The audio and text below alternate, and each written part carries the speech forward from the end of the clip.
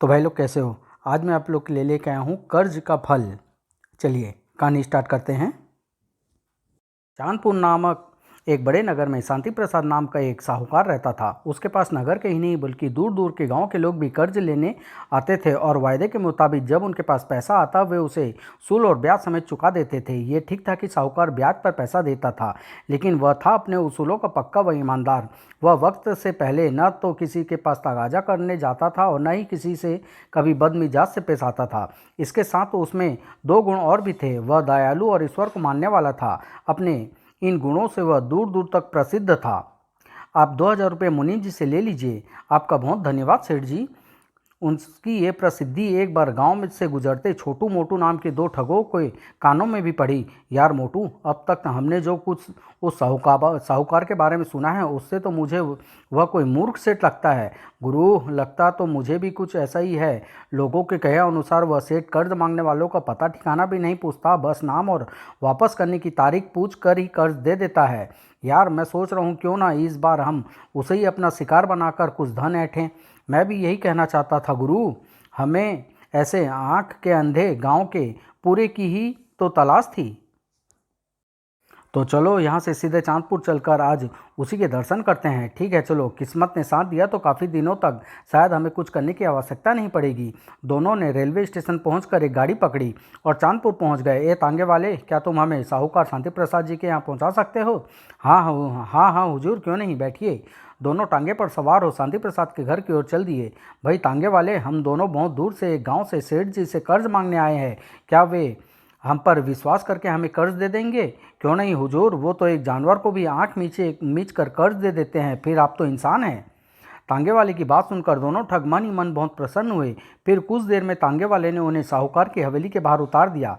लो भाई, तुमने तो बस 1 ही रुपया मांगा था, हम तुम्हें 2 रुपये देते हैं। भगवान आपको सलामत रखे हुजूर और आपकी मनोकामना पूरी करे।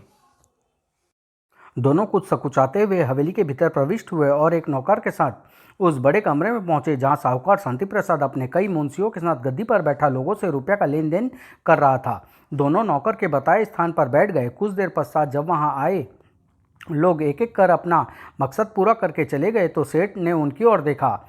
राम राम सेठ जी। राम राम भाई, राम राम भाई। कौन हो तुम दोनों और मेरे पास किस काम से आए हो? दोनों चालाक ठग रोनी सूरत बनाकर बोले, सेठ जी, हम दोनों छोटू मोटू बहुत दूर के गांव ठगपुर से आपके पास बड़ी आशा लेकर आए हैं। पिछले साल गांव में अकाल पड़ने के कारण खेत में अन्न का एक दाना भी नहीं उपजा। इस बार अच्छी फसल होने की आशा है, लेकिन पास में बीज और बैल न होने के कारण हम दुखी हैं। अरे भाई, मैंने कर्ज मांगने का कारण और पता नहीं पूछा। तुम सिर्फ इतना बताओ कि तुम्हें कितना धन चाहिए और कब तक लौटाओगे। हमें 2,000 रुपया चाहिए सेठ जी, और यह कर्ज हम बहुत जल्दी लौटा देंगे। हाँ सेठ जी, हमसे जितनी जल्दी संभव हुआ उतनी ही जल्दी यह रकम सूद समेत लौटा देंगे। बस आप कृपा करके हमें 2,000 रुपये कर्ज दे दीजिए। फिर भी भाई, उस जल्दी की कोई मियाद भी है या नहीं? बिना मियाद जाने मैं तुम्हें कर्ज नहीं दे सकता। सेठ जी की मियाद वाली बात सुनकर छोटू ने मक्कारी भरे स्वर में कहा, सेठ जी, कर्ज तो कर्ज ही होता है। यदि इस जन्म में नहीं देंगे तो अगले जन्म में दे देंगे। ठीक है, तब अगले ही जन्म में दे देना, मुझे तुम्हारी बात पर विश्वास है।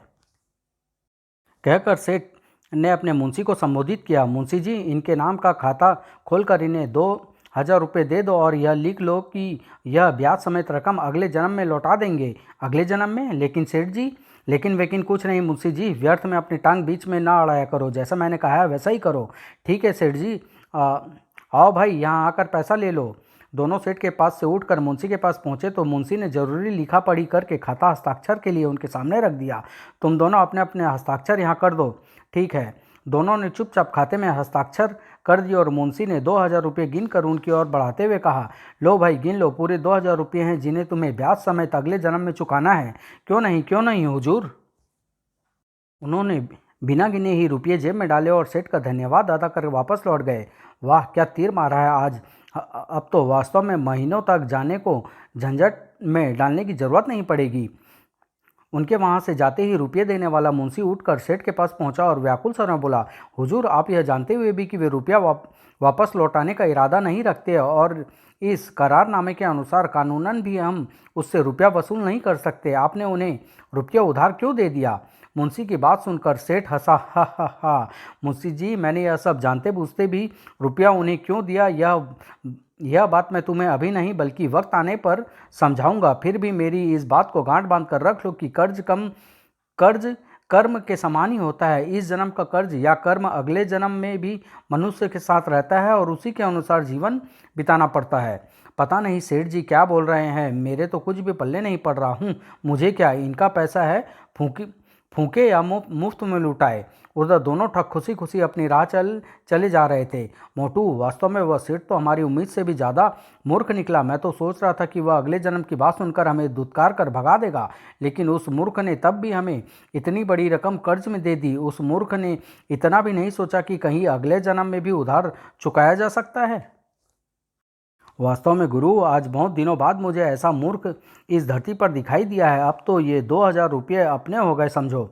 बेशक अब वह कानूनन भी हमसे यह रुपया वापस नहीं ले सकता, लेकिन मुझे आश्चर्य तो इस बात का है कि इतना मूर्ख होते हुए भी वह इतने बड़े नगर में आज भी धनवान कैसे है, कंगाल क्यों नहीं हो गया? उसे तो कोई भी मूर्ख बना सकता है। हाँ, यह बात तो मुझे भी आश्चर्य में डाले हुए है। खैर, हमें इससे क्या लेना। तुम रेलवे स्टेशन के लिए कोई सवारी पकड़ो, वहाँ से ट्रेन पकड़कर किसी ऐसे गांव में चलेंगे जहाँ शांति के साथ कुछ माह व्यतीत कर सकें। ठीक कहते हो। देखो, वह रिक्शा वाला आ रहा है, उसे ही रेलवे स्टेशन जाने के लिए तैयार करते हैं। रिक्शे वाले ने भाव ताव करके दोनों रिक्शे पर बैठे और रेलवे स्टेशन पहुंच गए। वहां एक गाड़ी प्लेटफॉर्म पर तैयार खड़ी थी। कुछ सोचकर वे उसी गाड़ी में सवार हो गए। वैसे भी उनका कोई स्थायी घर बार तो था नहीं जो वे किसी निश्चित स्थान पर जाने वाली गाड़ी में बैठते। गुरु, किसी से पूछूं यह गाड़ी कहाँ जा रही है? क्या ज़रूरत है यार, जिस अंतिम स्टेशन पर यह गाड़ी रुकेगी वहाँ उतर जाएंगे। कुछ ही देर में ट्रेन ने सीटी दी और पटरियों पर रेंगती हुई दौड़ पड़ी। यार मोटू, मैंने सोचा ही कि इस बार रहने के लिए कोई छोटा मोटा घर भी बनाएंगे। आखिर कब तक हम बंजारों की तरह डोलते रहेंगे? ठीक है गुरु, इस बार तुम अपनी ये हसरत भी पूरी कर लेना। वह ट्रेन जिस अंतिम स्टेशन पर रुकी वह भी एक गांव था। दोनों स्टेशन से निकलकर उस गांव की ओर चल पड़े जो वहां से 8-10 मील दूर था। दोपहर ढल चुकी थी। गुरु, यहाँ का नज़ारा तो बहुत अच्छा लगता है, क्यों ना इसी गांव में अपनी झोपड़ी डाल ली जाए? यार, पहले गांव चलकर वहाँ का माहौल तो देख लें, फिर तय करेंगे। गांव में पहुँचते पहुँचते उन्हें रात के 10 बज गए। गुरु, गाँव में तो पहुँच गए, लेकिन ठहरेंगे कहाँ? चलो उस घर का दरवाज़ा खटखटाएं। यदि मुफ्त में खिलाने पिलाने के लिए तैयार नहीं हुआ तो कुछ पैसे दे देंगे। पता नहीं वह दरवाज़ा खोले या नहीं, फिर भी चलकर कोशिश करते हैं। दोनों ने उस घर के द्वार पर पहुंचकर दरवाज़ा खटखटाया। कौन?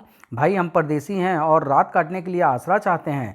शीघ्र ही घर के मालिक ने द्वार खोला। ठीक है, मैं अभी इंतजाम करता हूँ। आपका बहुत बहुत धन्यवाद बाबा। घर का मालिक एक भला इंसान था। उसने उन दोनों को घर में ले जाकर आदरपूर्वक बैठाया और पूछा, बेटा तुम लोग बहुत दूर से आए हो तो तुम्हें भूख भी लगी होगी, कहो तो खाना तैयार करा दूं? नहीं बाबा, हम स्टेशन से खाना खाकर आए हैं, बस आप हमारे लिए बिस्तर का प्रबंध कर दीजिए। हम बाहर दालान में रात काट देंगे। इसके एवज में जो आप पैसा मांगेंगे वह हम देने को तैयार हैं। पैसे की कोई ज़रूरत नहीं बेटा, तुम स्वेच्छा से रात दालान में काट सकते हो। लो, यह चटाई और चादरें ले जाओ। भगवान आपको हमेशा खुश रखे। दोनों ने घर के बाहर दालान में चटाई बिछाई और चादर तान कर सो गए। सहसा आधी रात को कोई आवाज़ सुनकर छोटू की आंख खुल गई। उसने मोटू को भी उठाते हुए कहा, मोटू, अबे मोटू, जल्दी उठ। हूँ गुरु, क्यों नींद खराब कर रहे हो, सोने दो ना। जब छोटू ने मोटू को झकझोर कर उठाया तो वह आश्चर्य से आंखें मलता हुआ उठ बैठा। क्या बात है, तुमने मुझे क्यों जगाया? आसपास कोई नहीं है, लेकिन किसी के बातें करने की आवाज़ आ रही है। मोटू ने ध्यान से सुना तो वह आवाज़ें उसे भी सुनाई दी। कैसे हो भाई? अच्छा हूँ, लेकिन आज ठंड जरा ज़्यादा ही है। दोनों बोलने वाले की तलाश में इधर उधर देखने लगे, लेकिन आसपास तो क्या दूर दूर तक कोई नहीं था। हाँ, कुछ दूरी पर बैल जरूर खड़े थे। जब वे दोनों ने ध्यान से उन बैलों की तरफ देखा तो बुरी तरह से चौंक पड़े। गुरु, मैं कोई सपना तो नहीं देख रहा हूँ? बैल और मनुष्य की बोली बोल रहे हैं। मैं भी आश्चर्यचकित हूँ मोटू भाई, लेकिन ये सच है कि बैल ही आपस में बात कर रहे हैं। कुछ सोचकर छोटू और मोटू ध्यान से उन बैलों के मध्य होने वाली बातचीत सुनने लगे। मित्र, हमारे तुम्हारे साथ की यह अंतिम रात्रि है। यह बात तो मैं भी तुमसे कहने जा रहा था। अच्छा बताओ, तुमने ऐसा क्यों कहा? इसलिए कि अपना जो मालिक है, इससे पिछले जन्म में मैंने 200 रुपये उधार लिए थे, लेकिन उस जन्म में चुका नहीं पाया। सो इस जन्म में महीनों उसके हल और गाड़ी में जूत कर वह कर्ज चुकाया। कल मेरा श्रम पूरा 200 रुपये का हो जाएगा और मैं सवेरे ही मर जाऊंगा। ओह अच्छा मित्र, अब तुम बताओ कि तुमने बिछड़ने की बात क्यों की। तुम खुशकिस्मत हो मित्र कि तुम्हें कम कर्ज लेने का शीघ्र छुटकारा मिल जाएगा, लेकिन मेरे भाग्य में तो अभी महीनों और दुख सहना लिखा है, क्योंकि मैंने भी पिछले जन्म में 2 व्यक्तियों से कर्ज लिया था। इसमें से एक तो मेरा यही मालिक है, इससे मैंने भी 200 रुपये उधार लिया था। कल तुम्हारे साथ साथ मेरा भी कर्ज चुक जाएगा, लेकिन दूसरे व्यक्ति जिससे कि पिछले जन्म में मैंने 500 रुपये उधार लिए थे, कल वह आकर मुझे इस किसान से ले जाएगा और मुझे हल और गाड़ी में जोत कर तब तक दुख देता रहेगा जब तक कि उसका कर्ज इस जन्म में नहीं चुक जाएगा। लेकिन वह दूसरा आदमी तुम्हें इस बूढ़े किसान के पास क्यों ले जाएगा? उसे भला वह किसान अपना बैल क्यों देगा? ईश्वर ने यह सब मेरे पैदा होते ही लिख दिया था मित्र, तभी तो यह बूढ़ा किसान उस व्यक्ति से कर्ज लेकर अभी तक नहीं चुका पाया। कल वह व्यक्ति आकर अपनी रकम मांगेगा और किसान के न देने पर वह मुझे डंडा मारता हुआ अपने साथ ले जाएगा। ओह, तब तो वास्तव में तुम्हें काफ़ी दुख झेलना पड़ेगा। मुझे तुम्हारे साथ पूरी हमदर्दी है मित्र, यह मेरे पिछले जन्म के कर्म है मित्र, इसलिए इस जन्म में उसे भोगना ही होगा, वरना ईश्वर ने हमें इस जन्म में बैल क्यों बनाता। ठीक कहते हो मित्र, खैर छोड़ो इन बातों को। मुझे और तुम्हें तो अपने अपने कर्मों की सज़ा मिल गई या मिल जाएगी, लेकिन मुझे तो अफसोस उन दोनों व्यक्ति का हो रहा है जो कुछ समय पूर्व किसान के मेहमान बनकर आए हैं। क्या मतलब, इन लोगों ने ऐसा क्या किया? बैलों के वार्तालाप रुक अपनी ओर मुड़ते देख छोटू मोटू के कान खड़े हो गए। पहला बैल कह रहा था, उन्होंने क्या किया? अरे भाई, यह पूछो कि क्या नहीं किया। वे दोनों ठग अब तक न जाने कितने व्यक्तियों को ठग चुके हैं और इस समय भी एक नगर के सेठ को ठग कर कर्जा लेकर यहाँ आए हैं। तब तो उन्हें जरूर कर्जा चुकता करने के लिए अगले जन्म में सबका गधा बनना पड़ेगा। लेकिन उनकी बात सुनकर छोटू मोटू को काटो तो खून नहीं। गुरु, तुमने सुना, इन दोनों का पिछले जन्म का कर्जा चुकाने के लिए ही बैल बनना पड़ा है। हाँ, और हमें इस जन्म का कर्जा चुकाने के लिए अगले जन्म में गधा बनना पड़ेगा। नहीं नहीं मोटू, अब मैं सेठ का कर्जा अपने सिर पर नहीं रखूंगा। मैं उसके पैसे वापस कर दूंगा और बाकी का सारा जीवन दीन दुखियों की सेवा में गुजार दूंगा, ताकि मेरे सारे पाप इसी जन्म में धुल जाएं। तो ठीक है गुरु, हम सुबह होते ही चांदपुर जाएंगे और सेठ जी को उनका रुपया 1-2 दिन के ब्याज समेत लौटा देंगे। साथ ही ठगी का धंधा छोड़कर मेहनत और ईमानदारी से ही रोटी कमा कर खाएंगे। हे ईश्वर, तेरा लाख लाख शुक्र है जो तूने समय रहते हमारी आंखें खोल दी और हमारा अगला जीवन बर्बाद होने से बचा लिया। इसके बाद दोनों भविष्य के बारे में बातें करते करते न जाने कब सो गए, परंतु सपने में भी उन्हें वे दोनों बैलें बातें करती दिखाई दिए। सुबह होने के बावजूद भी वह न जाने कब तक सोते रहे कि अचानक किसी के रोने पिटने की आवाज़ सुनकर उनकी नींद खुल गई। हाय, मैं लूट गया, बर्बाद हो गया, हाय मेरा बैल। सारा माजरा समझते ही छोटू मोटू उदास हो उठे। गुरु, उन दोनों बैलों की रात की बातचीत आखिर सच हो गई। उनमें से एक ने दम तोड़ दिया। हाँ, वह अपने मालिक के पिछले जन्म के कर्ज से मुक्ति पा चुका है। हाय, मैं बर्बाद हो गया। फिर अभी छोटू मोटू बूढ़े किसान को सांत्वना देने की सोच ही रहे थे कि एक हट्टा कट्टा व्यक्ति डंडा हाथ में लिए वहां आ धमका। ए बूढ़े, आज तुमने मुझसे मेरा पैसा ब्याज समेत लौटाने के लिए कहा था। लाओ मेरे पैसे मुझे दो, ब्याज समेत पूरे 500 बनते हैं। मुझ गरीब पर तरस खाओ रघु बेटा, और मुझे कुछ दिन की मोहलत और दे दो, मैं तुम्हारी पाई पाई चुका दूंगा। बकवास बंद कर बूढ़े, यदि तुमने इसी समय मेरे पैसे नहीं दिए तो मैं तुम्हारा एक बैल ले जाऊंगा। नहीं नहीं, मुझ पर दया करो, देखो पहले ही मेरा एक बैल मर गया है। तुम मरो या तुम्हारा बैल, मुझे इससे कोई मतलब नहीं। मुझे केवल अपने पैसे चाहिए, वरना उसके बदले तुम्हारा बैल। देर ना करो, जल्दी मुझे पैसे दो, मैं तुम्हारा पैर पड़ता हूँ बेटे, मुझे कुछ दिनों की मोहलत और दे दो, मैं तुम्हारा यह एहसान जिंदगी भर नहीं भूलूंगा। अबे दूर हट बूढ़े, तुमसे पैर छुआते छुआते तो मेरे पैर ही दुखने लगे हैं। आह। उसके बाद रघु ने दूसरे बैल को खोला और उसे डंडा मारता हुआ अपनी राह हो लिया। चल बे, चल बे कद्दू की औलाद, आज से मैं तेरा मालिक हुआ। अब अपने मालिक का कर्जा तुझे ही उतारना है, समझा? चल जरा जल्दी दिखा अपनी चाल। नहीं नहीं, मेरे बैल को मत ले जाओ, हाय मेरा बैल।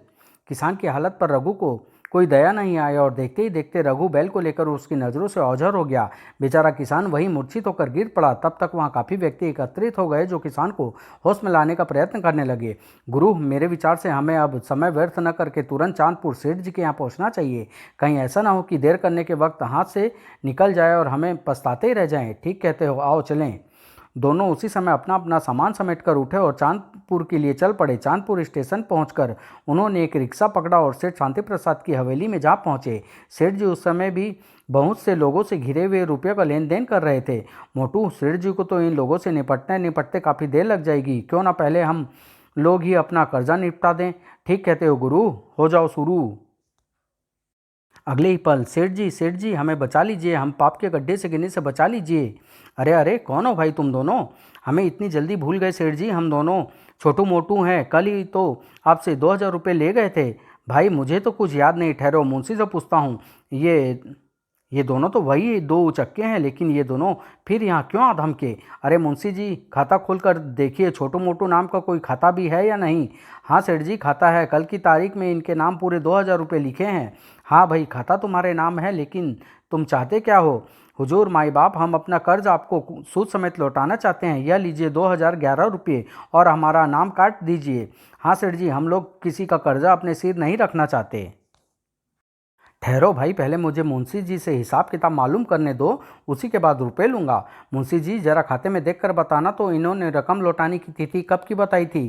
खाते में तो अगले जन्म में रकम लौटाने की तिथि लिखी हुई है। वह तो हमने ऐसे ही हंसी हंसी में कह दिया था सेठ जी, हम इसी जन्म में पैसा लौटाना चाहते हैं। लीजिए संभालिए अपनी रकम। नहीं भाई नहीं, कर्ज की आयदगी इस तरह नहीं लेता। मैं अपने उसूलों का पाबंद हूँ। रकम लौटाने को जब का तुमने वादा किया था, मैं उसी समय अपना कर्ज वापस लूंगा। तुमने अगले जन्म में कर्ज लौटाने का वादा किया था, अतः अगले जन्म में ही लूंगा। सेठ जी, यह आप क्या कह रहे हो? भला कोई अगले जन्म में भी पिछले जन्म का कर्ज चुकाता है?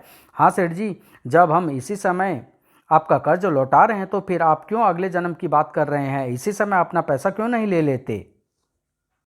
कहा तो भाई कि मैं अपने उसूलों का पक्का हूँ। जब जब का तुम लोगों ने वादा किया है, रकम तभी वापस लूंगा। कोई और अगले जन्म पर विश्वास करे या ना करे, लेकिन मुझे पूरा विश्वास है। जाओ, मैं तुमसे अपना कर्ज अगले जन्म में ही लूंगा। छोटू मोटू सेठ के सामने खूब रोए धोए और गिड़गिड़ाए, लेकिन सेठ ने उनकी एक न सुनी और बिना रकम लिए ही उन्हें घर से बाहर निकाल दिया। मोटू भाई, यह सेठ का बच्चा तो बड़ा कैया निकला, लगता है अगले जन्म में वह हमें गधा बनाकर ही छोड़ेगा। गधे का नाम सुनकर तो मेरा कलेजा बैठा जा रहा है गुरु। मैंने बहुत से गधों की दुर्दशा देखी है। बेचारे की किस्मत में पैदा होने के साथ ही डंडा खाना लिख दिया जाता है। कोई उपाय करो ना गुरु, जिससे हमें ये सेठ के कर्जे से मुक्ति मिल जाए। लेकिन छोटू के दिमाग में लाख चाहने के बावजूद भी कोई उपाय नहीं आया और वे दोनों रोते बिलखते एक तरफ बढ़ते चले गए। उधर उन दोनों के जाने के बाद सेठ अपने मुंशी से कह रहा था, क्यों मुंशी जी, कुछ समझ में आया आपकी? नहीं सेठ जी, मेरी तो कुछ भी समझ में नहीं आया। मैं तो सिर्फ यह जानता हूँ कि उन ठगों ने आपको कर्ज लौटाना चाहा और आपने नहीं लिया। समझ जाओगे, वक्त आने पर सब समझ जाओगे।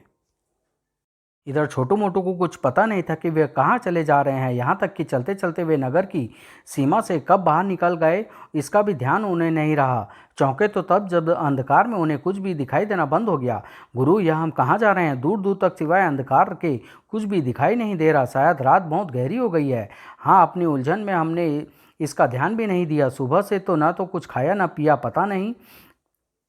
पता नहीं आगे ठहरने और खाने के लिए कुछ मिलेगा भी या नहीं। क्यों ना वापस लौट चलें? वापस तो तब लौटे जब हमें रास्ता मालूम हो। मुझे तो अब यह भी ध्यान नहीं रहा कि नगर किस दिशा में है। फिर आओ आगे ही चलते हैं, शायद कहीं कोई रोशनी दिखाई दे जाए। दोनों अंधेरे में फिर आगे बढ़ने लगे। कुछ देर तक चलते रहने के पश्चात उन्हें दूर किसी अलाव की रोशनी दिखाई दी। गुरु, मेरे विचार से वहाँ कोई रहता है जिसके घर से लालटेन की रोशनी आ रही है। आओ वहीं चलकर रात काटने के लिए आसरा मांगते हैं। अबे मूर्ख, इतनी तेज रोशनी किसी लालटेन अथवा दिए की नहीं हो सकती। जरूर किसी ने लकड़ियों का अलाव जला रखा है। ओह, तब तो वे जरूर चोर डाकू होंगे। इतनी वीरान जगह पर उनके अलावा और कोई और हो भी कौन सकता है? मेरी मानो गुरु, तो पीछे ही लौट चलो। फिर वही मूर्खता भरी बात, अबे घोंचुओ, चोर और डाकू इस तरह रोशनी करके लोगों को ध्यान अपनी ओर आकर्षित नहीं करते। आओ देखें वहाँ अलाव किसने जला रखा है। फिर छोटू मोटू को जबरदस्ती घसीटता हुआ उस स्थान पर ले गया जहाँ अलाव जल रहा था और उसके निकट एक साधु ध्यान मग्न बैठा था। मैं तो नहा कि डर रहा था, ये तो कोई साधु महाराज लगते हैं। इसलिए तो कहता हूँ कि हमेशा पैर की जगह खोपड़ी से काम लिया करो। इन साधु महाराज के साथ हम दोनों भी यहाँ निश्चिंतता से रात काट सकते हैं। वह तो ठीक है गुरु, लेकिन पेट पूजा कैसे होगी? मुझे तो उम्मीद नहीं कि इस महाराज के पास कुछ खाने को होगा। तब समझ लेना आज तुम्हारा व्रत है। आप खामोश रहो, वरना हमारी बातों से महाराज का ध्यान टूट जाएगा। तभी साधु ने अपनी आंख खोल दी। तुम लोग कौन हो बच्चा? आओ आओ, यहाँ अलाव के पास बैठो, सर्दी नहीं लगेगी। हम दोनों भटके हुए मुसाफिर हैं महाराज, हमारा प्रणाम स्वीकार करें। आयुष्मान हो बेटा। महाराज, क्या आज की रात हम दोनों यहाँ आपके चरणों में काट सकते हैं? अवश्य बच्चा, आज की रात ही क्या, जब तक जी चाहे यहाँ रह सकते हो। मेरे विचार से तुम भूखे भी हो गया। हाँ महाराज, भूख तो वास्तव में बड़ी जोर से लगी है, लेकिन इस वीराने में भला खाने को कहाँ कहाँ से मिलेगा? अन्न न सही लेकिन फल तो मैं जुटा सकता हूँ, तुम दोनों बैठो, मैं अभी आता हूँ। कहकर साधु वहाँ से चला गया। देखा मोटू, वह एक साधु है जिसने संसार त्याग रखा है और इस वीराने में रहता है, फिर भी उसके दिल में गैर लोगों के लिए कितनी दया और ममता है। भगवान की भक्ति में लीन होने के बावजूद भी हमारे लिए कष्ट उठाने गया है, और एक हम है कि बस बस गुरु और कुछ मत बोलो वरना अपनी पूर्व जिंदगी याद करके रो पड़ूंगा। सचमुच हम पापी हैं। कुछ देर बाद जब साधु वापस लौटा तो उनकी झोली में फल भरे हुए थे और कमंडल में पानी था। लो बेटा, यह फल खाओ और जल पीकर आराम से सो जाओ। आहा, आप कितने दयालु हैं महाराज। बच्चा, तुम दोनों के चेहरे को देखकर मुझे न जाने क्यों ऐसा लगता है कि तुम दोनों किसी विशेष घटना से दुखी एवं चिंतित हो तथा मन ही मन पश्चाताप की आग में जल रहे हो। आप ठीक कहते हैं महाराज, हम दोनों ने आज तक जो किया उसी के लिए पश्चाताप कर रहे हैं, लेकिन हमें मालूम है कि हमें उन पापों से मुक्ति नहीं मिलेगी और इस जन्म के कर्मों का फल हमें अगले जन्म में भोगना पड़ेगा। कहकर छोटू ने साधु को सारी बात बता दी, साथ ही अपनी चिंता का कारण भी बता दिया। सुनकर साधु बोला, बेटा ऐसा क्यों समझते हो कि इस जन्म में पापों का प्रायश्चित नहीं हो सकता? क्या सच महाराज, हमने जो कुछ किया उसका प्रायश्चित हो सकता है? हाँ बेटा, यदि कोई सच्चे दिल से प्रायश्चित करे तो वह पापों से मुक्ति पा सकता है। वह कैसे महाराज, हमें बताइए, हम सच्चे दिल से प्रायश्चित करने को तैयार हैं। साधु की बात सुनकर छोटू मोटू के चेहरे प्रसन्नता से खिल उठे। तब साधु उन्हें प्रायश्चित करने का तरीका बताने लगा, साथ ही साथ ज्ञान की बातें भी बताने लगा। इस ज्ञानोपदेश को सुनकर छोटू मोटू का दिल भीतर ही भीतर किसी अलौकिक रोशनी से प्रज्वलित होता चला गया। महाराज, आपकी ज्ञानोपयोगी बातों से हमारी आंखें खुल गई है। अब कृपया हमारे इस दुख का भी निवारण करें कि हम सेठ शांति प्रसाद का कर्जा कैसे चुकाएं। वह पैसे लेने के लिए राजी ही नहीं हो रहा।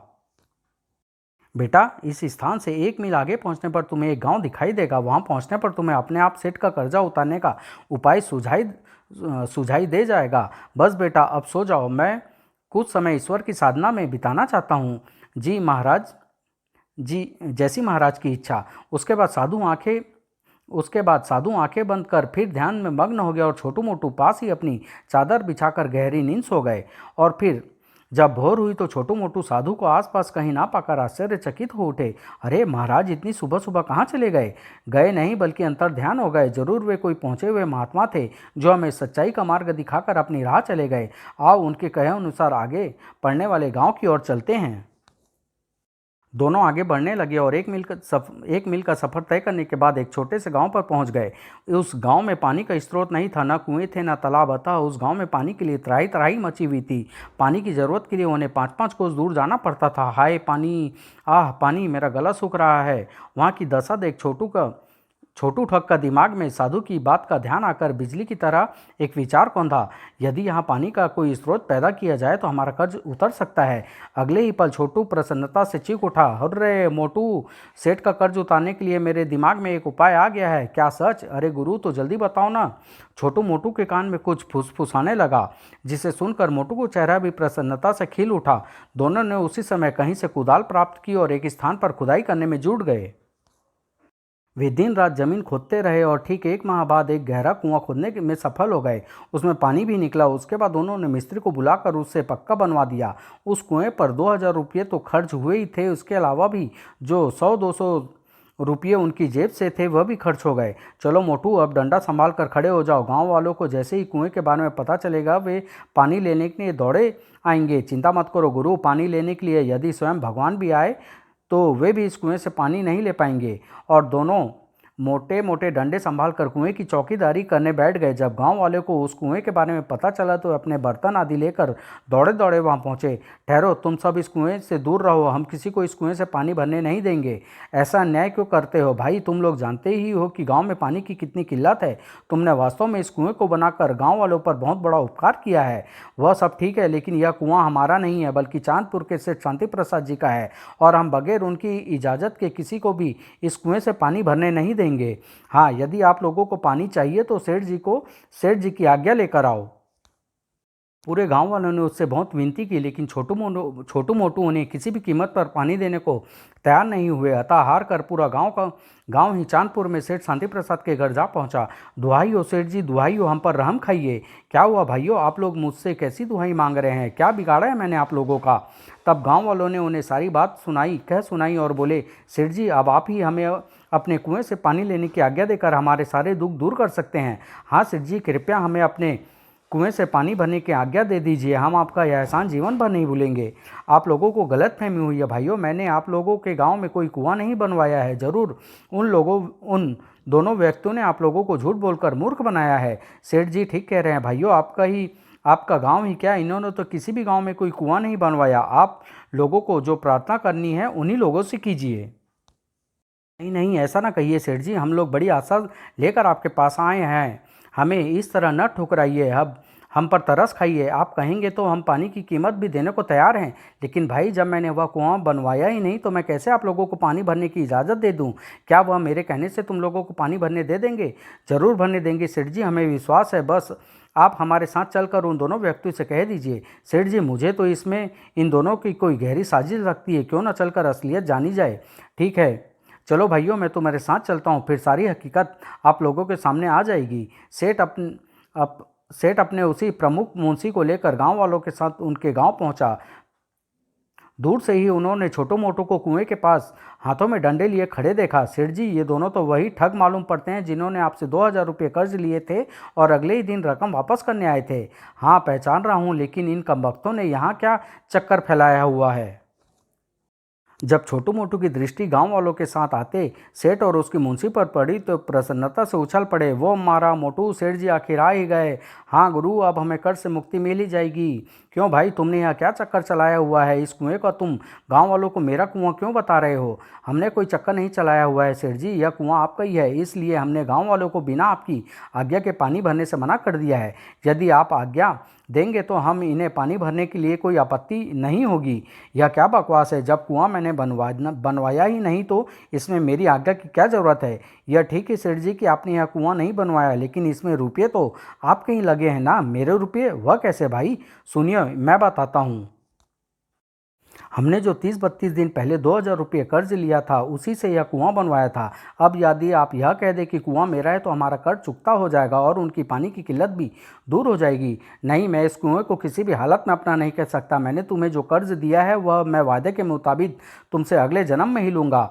तब हम भी इन्हें इस कुएं में पानी नहीं भरने देंगे, चाहे ये हमारे सामने ही तड़प तड़प कर क्यों ना मर जाएं। हाँ सेठ जी, अच्छी तरह सोच लीजिए, यदि यह बिना पानी के मर गए तो इनका पाप आपके ही सर होगा, और यदि आप इसे अपना कुआं कहकर इन्हें पानी देने लेने देंगे तो इसका पुण्य नहीं, साथ ही साथ इनकी दुआएं भी मिलेगी।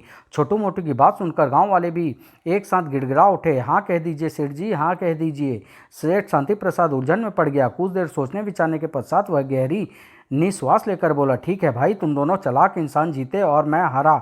आज मैं इस कुएं को अपना मानता हूँ और तुम्हें कर्ज से मुक्त करता हूँ। हुर्रे! गांव वालों, जाओ जाकर पानी भरो। सेठ शांति प्रसाद जिंदाबाद। गांव वाले प्रसन्नता से सेठ की जय जयकार करते हुए अपने घरों से बर्तन लाने के लिए दौड़ पड़े। भाई, यह सब तो हुआ जिस चालाकी से तुमने मेरे उसूलों को तोड़कर मेरा कर्ज लौटाया, उसके लिए मैं तुम दोनों के दिमाग की दाद देता हूँ। लेकिन मुझे आश्चर्य है कि तुम दोनों अचानक कर्ज लौटाने के लिए इतने अधिक उतावले क्यों हो गए थे, जबकि तुम लोग पहले कर्ज के बहाने मुझे ठगने आए थे। यह ठीक है सेठ जी कि आपको कोई मूर्ख सेठ समझकर हम आपको लूटने गए थे और अपनी दृष्टि में हमने आपको लूट भी लिया था। लेकिन जब आपके यहाँ से लौटकर एक गांव में पहुँचे, फिर छोटू ने रामगढ़ गांव में उस रात जो कुछ बैलों के मुख से सुना था वह सब कुछ सेठ और मंत्री को कह सुनाया। साथ ही साथ यह भी बता दिया कि वे उस गांव कैसे पहुंचे, और अंत में बोला, सेठ जी, हमारी आंखें खुल चुकी है और हमने फैसला कर लिया है कि भविष्य में कोई बुरा काम नहीं करेंगे तथा मेहनत मजदूरी करके ईमानदारी से अपना पेट भरेंगे। शाबाश, यह तुम दोनों ने बहुत अच्छा फैसला किया है। यदि कभी मेरी मदद की ज़रूरत पड़े तो निसंकोच मेरे पास चले आना। तब गांव वाले कुएं पर आकर पानी भरने लगे। सभी के चेहरे प्रसन्नता से खिल उठे। आहा गुरु, गांव वालों के चेहरे पर जो जीवन की खुशी दिखाई दे रही है उससे मेरे दिल को बड़ा सुकून मिल रहा है। मैं भी अपनी आत्मा को इस समय बहुत हल्का और शांत महसूस कर रहा हूँ। मोटू, क्यों मुंशी जी, छोटू मोटू की कहानी सुनकर अब आपकी कुछ समझ में आया? आ गया सेठ जी, सब कुछ समझ में आ गया। इंसान जो कुछ भी इस जन्म में अच्छा या बुरा करता है उसका फल इसी जन्म में नहीं तो अगले जन्म में जरूर भुगतना पड़ता है। हाँ, तुम बिल्कुल ठीक समझे। आओ अब वापस चलें। इसके बाद सेठ और मुंशी वहाँ से लौट गए और उसी दिन से छोटू मोटू भी सारे बुरे धंधे छोड़कर मेहनत और ईमानदारी की जिंदगी जीने लगे। समाप्त।